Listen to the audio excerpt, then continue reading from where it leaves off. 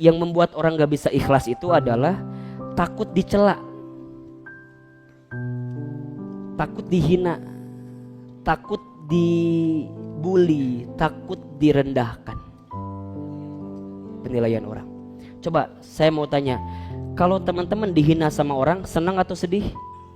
Nah, itu salah persepsinya. Kalau ada orang yang merendahkan kita, kalau ada yang mencela kita, harusnya kita senang. Kenapa? Di saat itu Allah sedang meninggikan derajat kita. Ahilman malah pengen kalau ada orang yang ngebully saya, ngehina saya, mencaci maki saya, gak apa-apa. Kenapa? Di saat itu Allah sedang menggugurkan dosa-dosa saya. Jadi kalau teman-teman sekarang banyak yang mencela teman-teman, yang menghina teman-teman, gak apa-apa. Itu bagus. Bagus. Kenapa?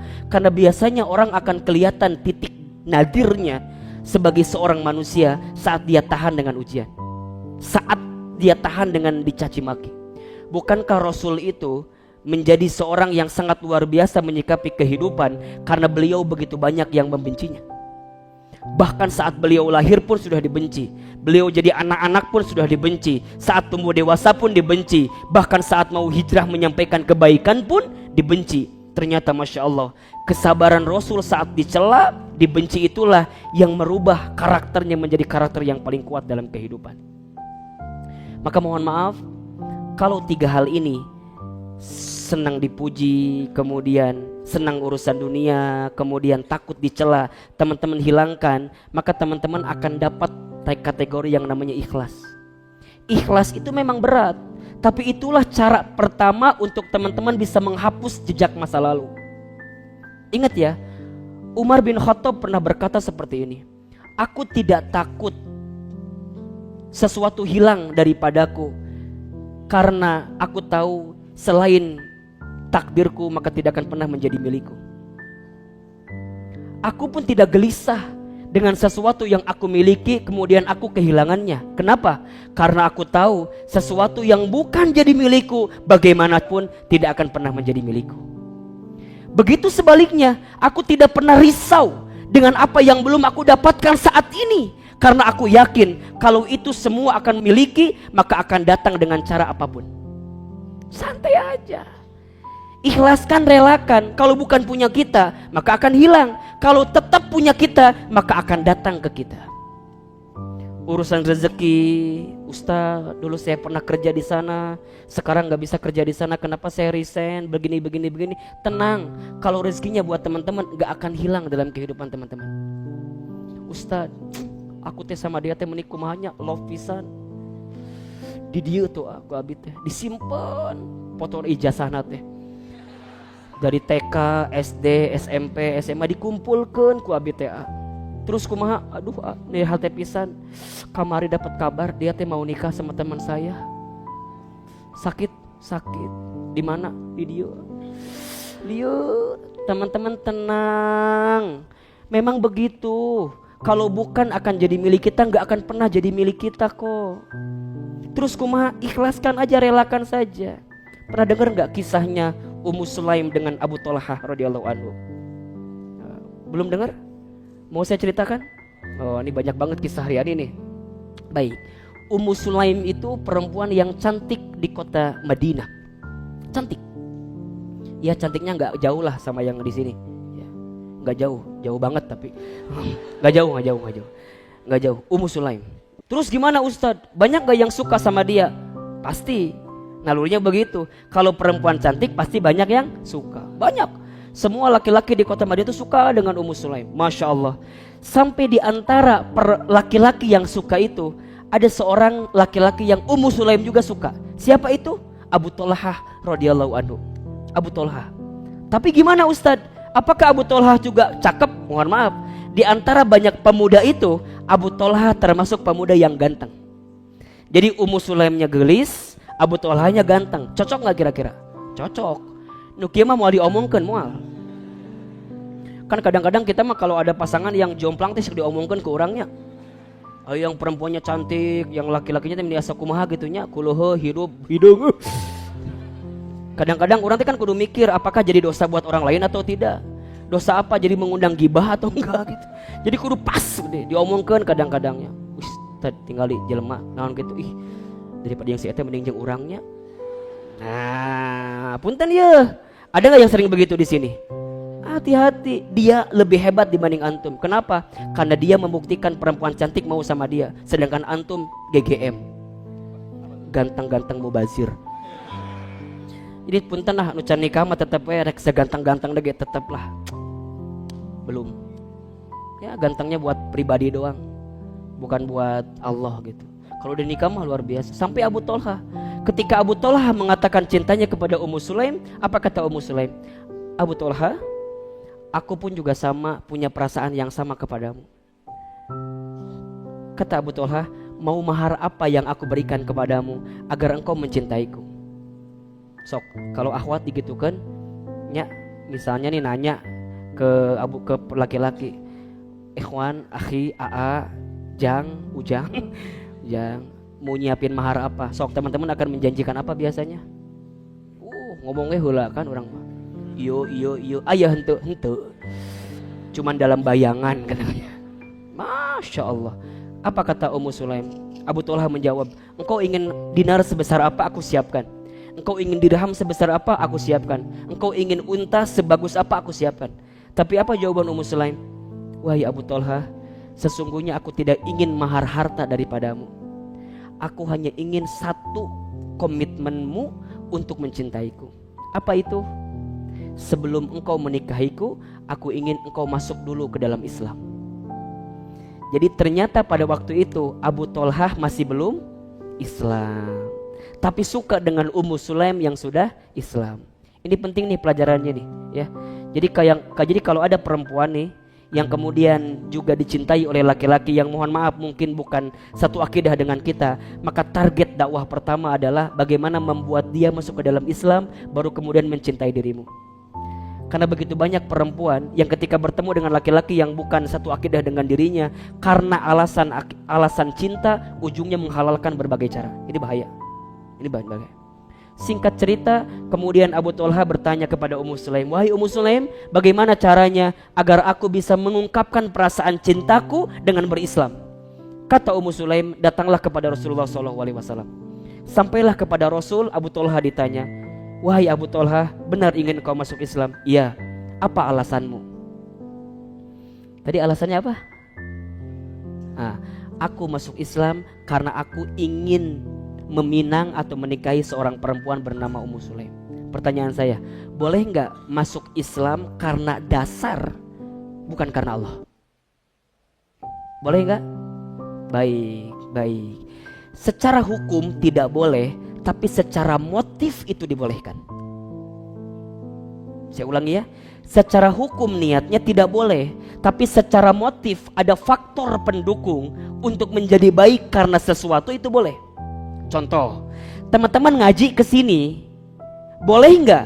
Kalau teman-teman ngaji ke sini tuh karena ada orang yang diincar di pengajian ini, boleh nggak? Boleh, boleh.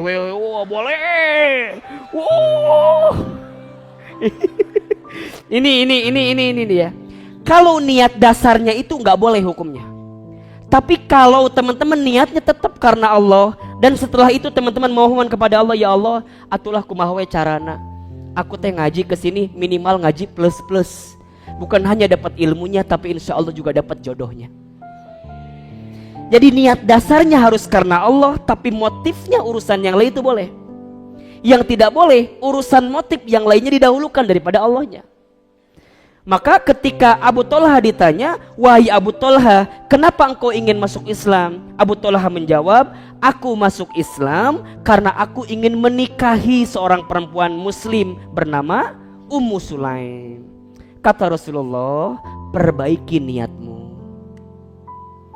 Karena sebagaimanapun engkau akan masuk Islam, tapi niatmu bukan karena Allah, maka niatmu itu tidak akan lurus dengan apa yang kamu dapatkan. Sampai kemudian Abu Tolha diajak oleh Rasulullah, masuklah kamu ke dalam Islam dengan niatan karena Allah, dan memintalah kepada Allah dibimbing untuk mendapatkan kebaikan-kebaikan dalam Islam, termasuk mendapatkan siapa? Ummu Sulaim. Maka kata Rasul, kalau begitu baik, aku akan nikahkan dirimu dengan Ummu Sulaim dan sebelumnya aku akan terima Islammu. Maka berkatalah asyhadu alla ilaha illallah wa asyhadu anna muhammadar rasulullah. Masya Allah. Singkat cerita, Abu Thalhah ganteng, Ummu Sulaim cantik. Pasangan itu menjadi buah bibir di kota Madinah. Kalau bahasa kita mah jadi apa ya, couple goals banget gitu. Jadi pasangan yang sering dibicarakan. Wah, sehingga pasangan nu ayeuna lah restu apa gitu kan. Dibicarakan sampai Masya Allah mereka itu menikah, kemudian jadi rumah tangga yang harmonis, sampai kemudian mereka punya seorang putra. Ketika punya seorang putra itu, maka Abu Thalhah mendapatkan ajakan daripada Rasulullah SAW untuk menyampaikan Islam ke daerah Afrika. Tugasnya. Maka ingat, kata Ummu Sulaim, wahai Abu Thalhah, kalau engkau mencintaiku, maka berkorbanlah untuk Islam seperti apapun. Jadi kalau teman-teman nih mau nyari yang ikhwan yang mencintai kita, jangan ngasih standar dasarnya tuh. Boleh menikahi saya, tapi syaratnya Islamnya benar dulu. Hafiz Quran 32 juz. 2 juznya mah tambahan gitu kan. 30-nya kan itu wajibnya, 2-nya sunnahnya lah, nggak apa-apa. Surat apa misalnya juz 30, juz 29, nggak apa-apa. Jadi target boleh. Kamu ikut dengan saya nikah siap, tapi tolong selesaikan bacaan kitab ini. Jadi tantangan jangan tantangan urusan dunia, tantangan akhirat. Sama kayak Ummu Sulaim, menikah boleh, tapi saat Rasul memanggil engkau harus berangkat.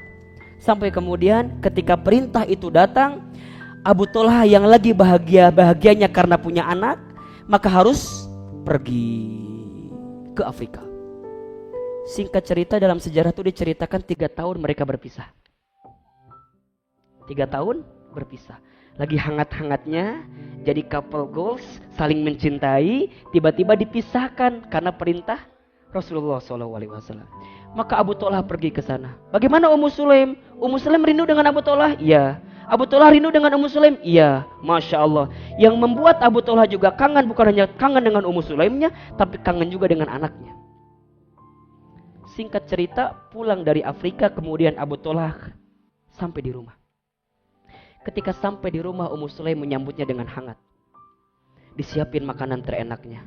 Sampai kemudian malamnya pun Ummu Sulaim memberikan pelayanan maksimal kepada Abu Thalhah.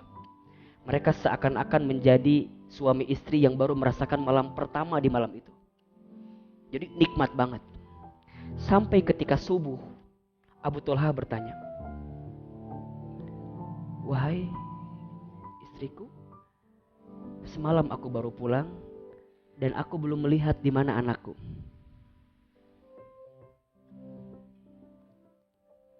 Wajar nggak bapak nanya anak? Wajar. Apa kata Ummu Sulaim? Wahai suamiku, sebelum aku mengatakan di mana anakku, aku ingin bertanya dulu sama dirimu. Kata Abu Thalhah, apa pertanyaannya? Bagaimana sikapmu kalau ada seseorang yang menitipkan barang kepadamu, kemudian seseorang itu mau mengambilnya, apa yang akan kamu lakukan? Kata Abu Thalhah, kalau barang itu miliknya, aku akan kembalikan dengan sepenuh hati. Aku akan berikan, kapanpun pemiliknya mau. Apa kata Ummu Sulaim? Benar itu jawabannya? Iya.